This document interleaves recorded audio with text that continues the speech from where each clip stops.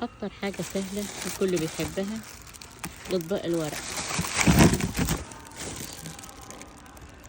هنا استخدم وارمي، مفيش حد عنده وقت يغسل.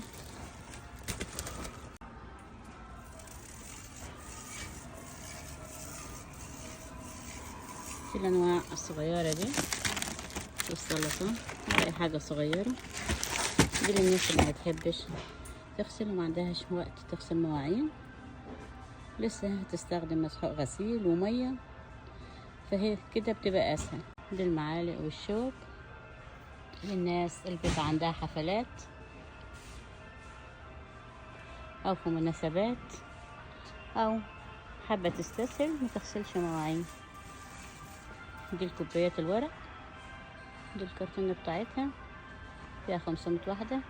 دي الاطباق بتاعة سانكس جيفن عشان احنا داخلين على سانكس جيفن، دي للمناسبات طبعا. دي سعرها دي، ده سعرها. دي بتبقى للحلويات، النوع ده بيبقى للمناسبات. النوع ده نازل عليه خصم 3 دولار، ده حلو للمناسبات. ده سعره نازل عليه 3 دولار اوف.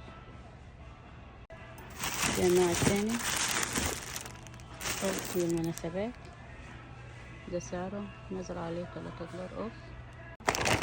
ده نوع تاني بس النوع ده بيبقى خفيف. دي كل جميع انواع الكوبايات اللي هي تستخدم مرة واحدة وتترمي. الاطباق ده نزل عليه 3 دولار وربع. داخلين على مناسبات سانكس جيفن والكريسماس، بسعره.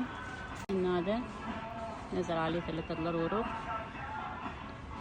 حلو في المناسبات. ده للكريسماس،